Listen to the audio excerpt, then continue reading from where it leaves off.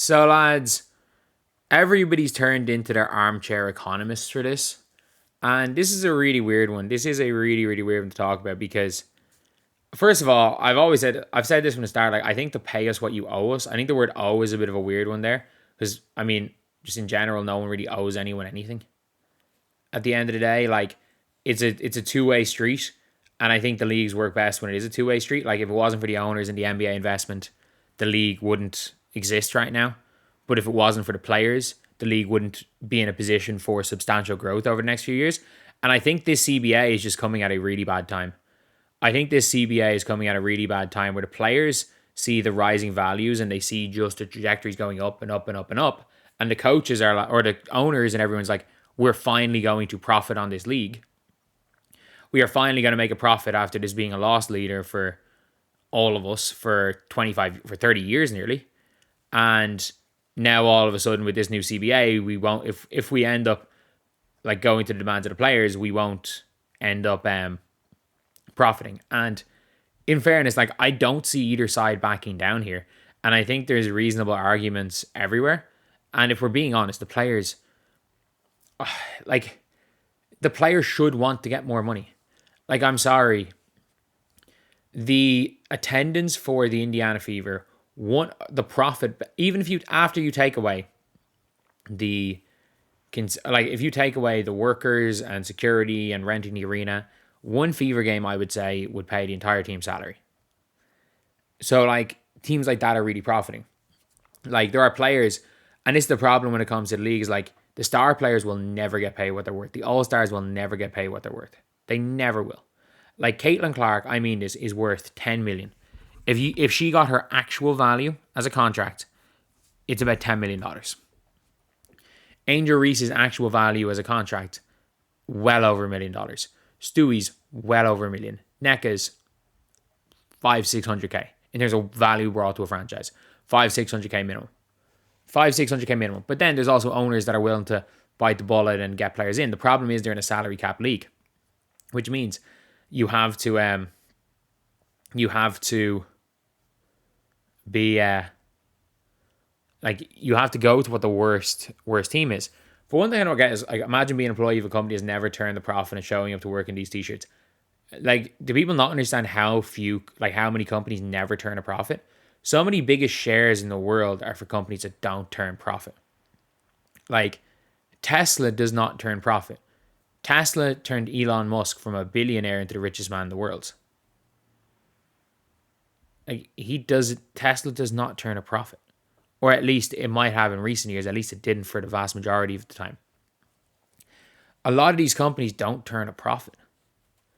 Like, they are loss leaders. Like, I don't think YouTube turns a profit for Google. I actually don't think it does. And let's be real. Not only is the CEO of YouTube making a fortune, there are a lot of people on the platform making a fortune. Twitch definitely does not make money. And yet the CEO is making 7 figures.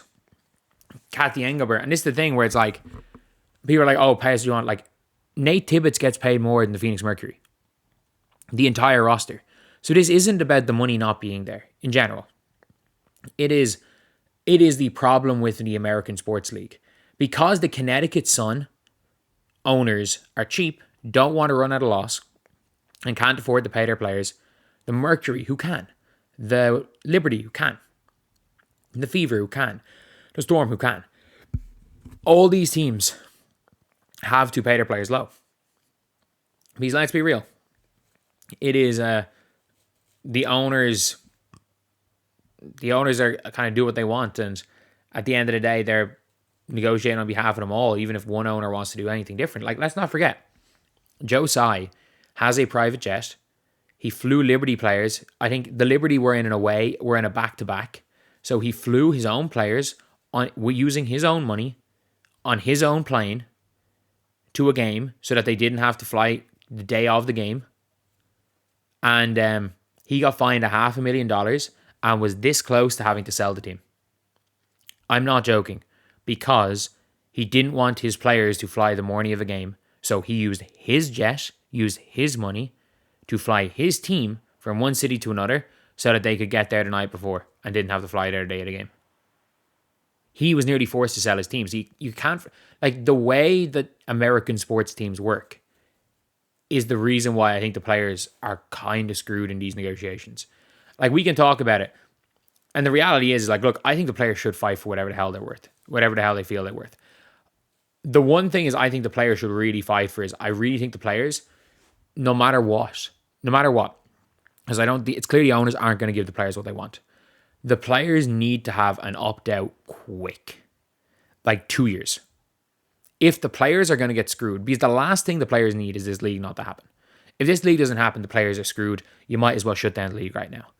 But if you have to go, if the owners are giving you nothing, if they're not budging, because the only reason the owners are the only logic for the owners not budging is if they don't think that this is sustainable. Because if the current growth is sustainable, the owners 100% would cater to the demand for the players.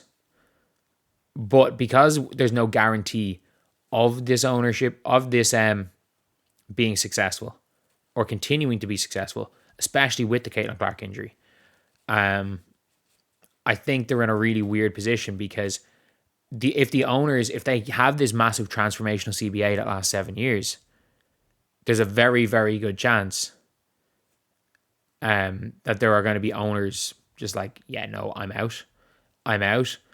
And the thing is that could also be good for the league. If it turns out that the owners if the players do screw over the owners, then and owners start to try sell teams, they get their money and then they're going to be bought for a lot of money by billionaires that want to use the team as a plaything and maybe in 20 years sell it for a profit. Like, that's the best case scenario when you have a bunch of owners that are just have more money than sense and just want to own a sports team and just think it's fun. Like, that's what you want to do. You want to have those type of owners that have more money than sense. But yeah, I don't know. I think I don't think there's going to be a lockout. I think there's probably a 20% chance of a lockout. But at the end of the day, it does sound like the players seem to be looking for a revenue split that is literally impossible. Like, it's like from what we've heard, people are talking about the NBA revenue split of 50%. The WNBA doesn't own 50% of its own league. 42% of the revenue goes to the NBA. 16% of the revenue goes to just random investors. And 42% of the revenue goes to the WNBA. So I saw something and I was like, oh, if the NBA players get 50% of the revenue. So it's like, and also, by the way, profit and revenue is not the same thing. What does this mean? Like, your company has never turned a profit. Like, I'm sorry, like, if your company doesn't turn a profit, you still pay the employees trying to make it turn a profit. Like, if I was to set up let's just say I was to set up a YouTube agency and hired 100 people and then basically hired them all at minimum wage and started blowing all my money on random marketing shit. Started blowing all my money on that. All the money that came in was blown on marketing and everything. And it scaled to a 100 million euro business revenue. But I was spending 99 million. And then amongst all the employees, 20 grand, 50 of them, 20 grand a year. And then they were just like, well, if they were just like, they want more money, so, well, we don't turn a profit. We just bring in 100 million. We just spend 99 million on bullshit. Like, it's not the same scenario, but revenue, like, this league is going to bring in crazy revenue and the players are probably not going to make what they want. Realistically, they're trying to get 6 figures.